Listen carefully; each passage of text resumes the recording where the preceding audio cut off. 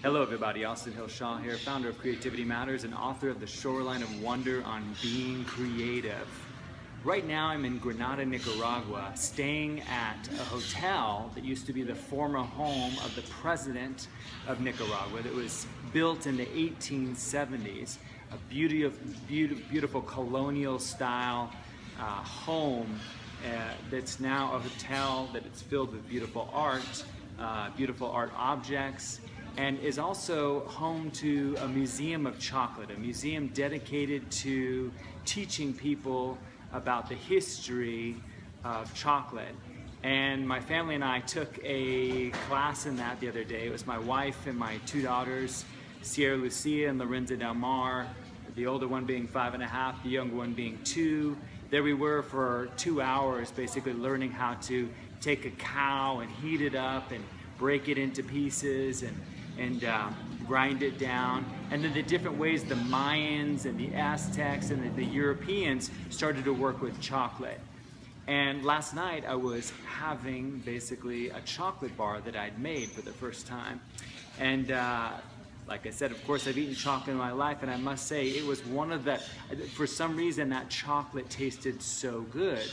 And I've been reflecting on that, why that chocolate tasted so good. And the reason I came to is that basically it tasted so good because suddenly I was acutely aware of where this chocolate had come from and the process that went into making it. So again, it was kind of an amazing thing. It's like, you know, like I said, I've had chocolate all my life, but I've not really known its whereabouts or where it's come from. But in eating that bar of chocolate, suddenly I was aware, oh, it comes from this particular bean, from this particular tree, and that it has a husk on it that you need to heat up and get rid of, and then you need to grind it down. All these things that go into chocolate. So suddenly, in biting into that chocolate, I recognized that that bar wasn't just an isolated experience, but was connected to lots of different things. It gave me an intense experience of interdependence. Again, interdependence is one of the foundational aspects of the creative universe that we live in. The others being dynamism, the other ones being mystery. But dynamism, interdependence, and mystery are these three aspects that have been driving creativity since the beginning of time, essentially, long before humans were here. And what I got is that by participating in the process, by making this bar, and by learning where it comes from, it let me settle into one of these foundational aspects of creativity, which was that aspect of interdependence. And it made me reflect on a lot of different things that, you know, make creativity so interesting in our lives, especially when we choose to be creators, when we choose to start creating our lives. And I was reflecting on all the different things that have been meaningful to me in my own life through me taking some sort of ownership for them, okay? Now, if I look around here, you can see that there's artwork that somebody took the time in order to make beautiful and meaningful to them, right? If you look at here, somebody made a chair that looks like a Mondrian painting, you know, that same sort of primary colors in blacks and white that's symboled on a metal frame. Somebody took the time to do that, okay? All around me, there's these beautiful handmade colonial tiles that I'm seeing, and these hand-hewn wood elements. This shirt that I'm actually wearing is something that I made a long time ago. And actually, I made one version of it a long time ago and then modified it. And then most recently, with the help of my mother-in-law, sewed 3 vertical black layers. I don't know if you can see it on there, but that represents yang energy. This is sort of a symbolic shirt, and that yang energy represents creative manifestation. So this is a shirt that, you know, it looks like sort of a cut-off t-shirt, which it is, and yet for me it has symbolic value. And when I wear it, because I've made it, it makes it more interesting, more personal, and gives me, again, that sense of connection to the world. And, you know, there's so many things like that that have enriched my life. Being an architectural designer, I built lots of different things. I've designed homes, I've designed offices, I've designed retreat centers, I've done bathhouses, And it's an amazing experience to walk into those things and experience what began as an idea in your head, then moved to paper, and then somebody has built. It's an incredible experience. I've had cars that I've worked on. I used to have a 1965 VW Volkswagen that my best friend and I, without knowing anything about cars, we converted from a 6-volt engine to a 12-volt engine using this thing called the Idiot's Guide to Volkswagen buses, basically. And, you know, again, by entering into that car and by starting to change it around, suddenly we felt personally connected to it. You know, one of the funny things about that car is that even though we got the wiring basically right, when I would turn on the windshield wipers, the radio would go on and off. So it was a reminder of like, well, you know, you tried doing this and it's not perfect, but it's okay. So what I encourage you to do in your own life is to essentially look at the things that you can start to make your own on some levels. I mean, there's all kinds of things that we can buy out there, of course, and we can consume all we want. But what are those things that you can start to take ownership for? What might you do to a pair of jeans that you have that could you make them your own? What might you do to a dish that you create that makes it your own and starts to connect you more with the world? What are the things that you can bring where you can bring your own sense of self-expression and awareness and creativity to the world around you? What are those things that you can do? And I tell you, the more that you start to feel and experience your connectedness to the things around you, the people around you, the elements around you, the food around you, understanding where that comes from, the more rich and amazing your world becomes.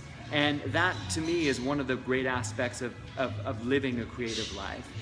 So before I go, I must admit that chocolate bar that I ate last night, I thought about, wow, you know, it might be great to have a piece of that for today so I could share it with you.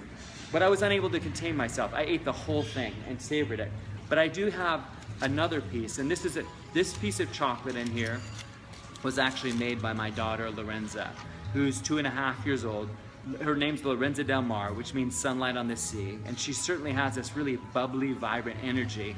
And to watch her making chocolate with this little chef's cap on her head and her mouth covered with chocolate, she of course is sampling everything every other bite, was just remarkable.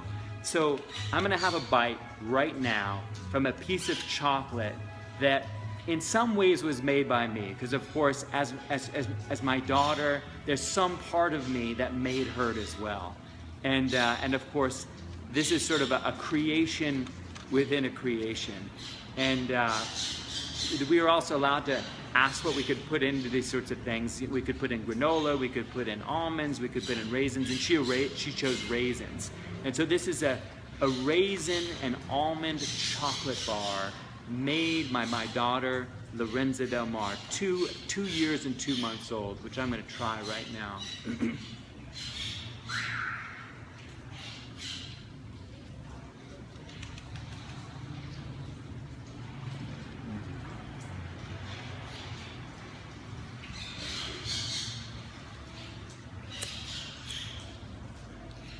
Oh, that's good.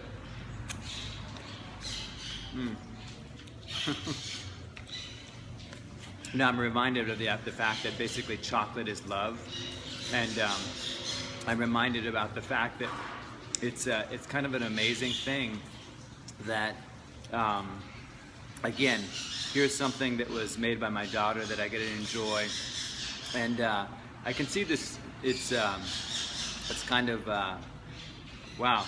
It's kind of beyond words. Anyways, the other thing about the experience of interdependence is sometimes it's like that. You know, when you have those experiences that are beyond words, which really most experiences are beyond words, words sort of like kind of captured a little bit, you know you're in the right place. And what I feel right now is a deep sense of love and a deep sense of warmth and connection to not only this chocolate, but the fact that my mom made, that my daughter made this. It's pretty incredible. And I just said my mom too. I'm aware that you know I came through her as well. It's just like, you know, when you really kind of settle into, you know, the connections that are inherent out there in the universe, it's you know, and all the things that exist on a daily basis to allow us to live, to allow us to enjoy our lives, and allow us to create. It's really remarkable. You know, I often think about that in some ways, sometimes we think that we have so much that we're responsible for, and we're so busy, and there's so many things that we need to get done, and so much responsibility we have. But you know, the creative approach to life is really recognizing and having that sense of gratitude for all the things that are there already that allow us to enjoy our lives. For instance, sugar and cacao. For instance, beautiful paintings and colors. That we have these eyes that can take in all these different experiences and these taste buds. That is also part of the interdependent creative universe.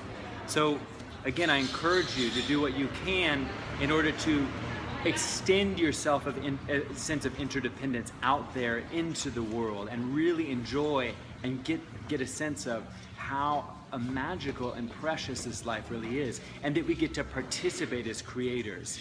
And I'd love to hear how you participate as a creator in your life. If you have any comments you'd like to share, please leave them below in the comment section below these videos. I'd love to hear about the things that have impacted your lives and created your sense of interdependence with the world around you. I would love to hear that. If you're not on my website right now, it's www.austinhillshaw.com. You can go there, find the comment sections. Please, if you like this, share this video with a friend of yours, your colleagues. Love to get this out there to the people. And remember, you know, being a creator and the fact that we as humans, we are fundamentally creators is a gift. And so use it. You will be more satisfied in your life if you are actively creating things. That's what you are here to do. I'm telling you, that's what you are here to do. Anyways, this is Ausitn Hill Shaw, founder of Creativity Matters and author of the Shoreline of Wonder, reminding you to connect deeply, to make a difference, and to inspire creativity in others. Thank you so much for joining me.